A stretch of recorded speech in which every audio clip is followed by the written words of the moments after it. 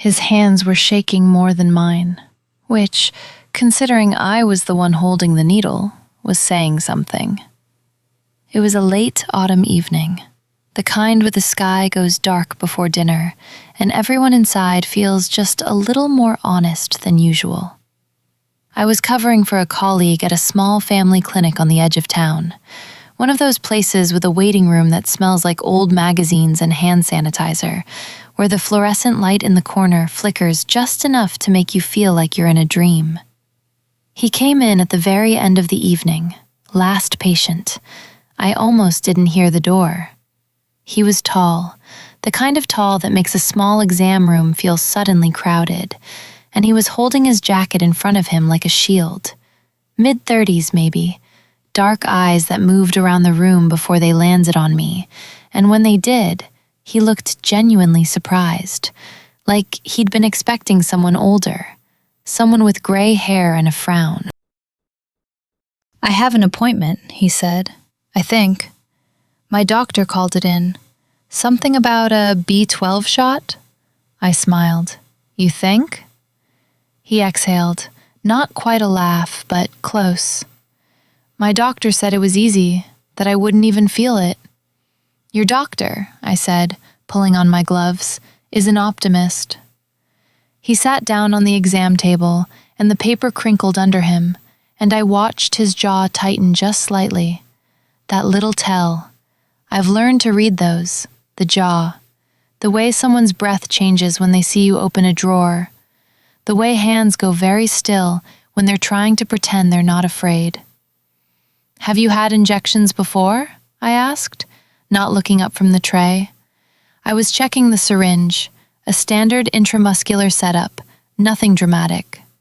The vial of cyanocobalamin caught the light and glowed this deep, jewel-like red. I always think it looks more like something from an apothecary than a clinic, something that should be sealed with wax. "When I was a kid," he said, "I cried. Most kids do. I was 14. I looked up at him then. He was smiling just barely, like he was deciding whether to be embarrassed about it or not. I decided for him. 14 is practically a kid," I said. "And also, completely valid. Nobody likes needles. Anyone who tells you they don't mind is either lying or hasn't been paying attention." He relaxed, just a fraction, but I felt it in the room, that small shift when someone decides you're safe.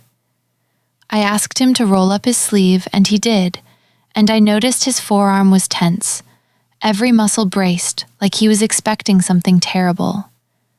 I didn't say anything about it yet. I just set the syringe down and took a moment to press 2 fingers gently along the outer upper arm, the deltoid, that rounded muscle just below the shoulder. And I explained as I went, because I find that talking helps.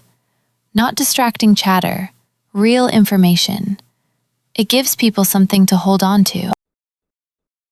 "So this is where we're going," I said. "The deltoid muscle, not the vein. This is intramuscular, which means we go into the muscle itself, not the bloodstream. The muscle absorbs the medication slowly, steadily. It's actually kinder than IV in a way, more forgiving." "Kinder," he repeated, like he was tasting the word. "The spot I'm looking for is about 3 finger widths below the top of your shoulder, right here." I pressed gently. "Do you feel that?" "Yeah." "Good. Now, and this is the part nobody tells you, the most important thing you can do is let this muscle go soft. I know that sounds impossible when you're nervous, but tension makes everything worse. The needle has to travel through the muscle, and if the muscle is clenched, it's like trying to push through a closed fist instead of an open hand." He looked at me sideways. "How do I do that?" "Breathe out slowly. Let your arm hang heavy. Think about your hand, not your shoulder, your hand. Imagine it's warm." He tried. I watched the muscles soften under my fingers, just slightly, and something in me settled too. That moment, when a patient trusts you enough to let go, it never gets ordinary. It always feels like something. I clean the skin with an alcohol swab, let it dry for just a breath, because wet alcohol stings more than people realize, and there's no reason to add to someone's discomfort. And then I picked up the syringe. "Okay," I said quietly. "Small pinch, then it's over." I inserted the needle at about a 90-degree angle, swift, confident, because hesitation is what actually hurts, and I drew back the plunger just slightly to confirm I wasn't in a vessel. Clear. Good.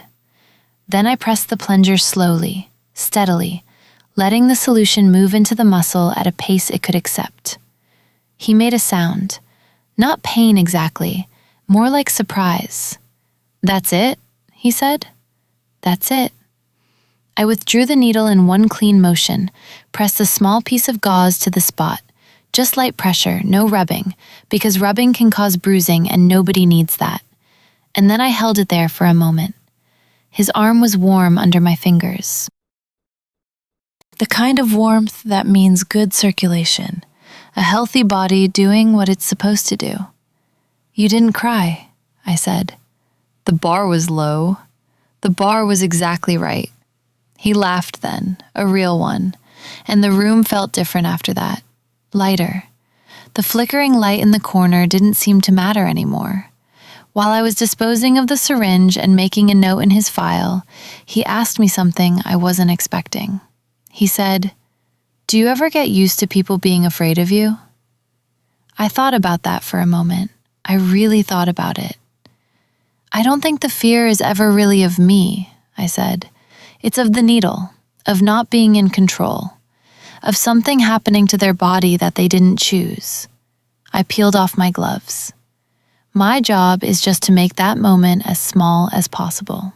He nodded slowly, like he was filing that away somewhere. Before he left, I mentioned, because it's the kind of thing that matters and nobody ever thinks to say it, that B12 shots are often prescribed for fatigue, nerve function, sometimes low mood, but they work best alongside the basics: consistent sleep, actual meals, not the kind you eat standing over the sink at midnight because you forgot to sit down. And if he was feeling that kind of bone-deep tired that doesn't go away with rest, it was worth asking his doctor to check his iron levels too, because B12 deficiency and iron deficiency often travel together, like two friends who make each other worse. He said, "My doctor didn't mention that." "Your doctor," I said, "is busy. That's what I'm here for." He put his jacket back on, properly this time, not like a shield, and paused at the door. "Same time next month?" he asked. Because B12, when it's given as a series, usually comes in monthly doses, at least at first. "Same time next month," I said. He left. The door swung shut. The fluorescent light in the corner flickered once and then, for the first time all evening, went still. I stood there for a moment in the quiet of the empty exam room, the smell of alcohol and clean gauze still in the air, and I thought about what he'd asked. Whether you get used to people being afraid of you. The honest answer is no. You don't get used to it.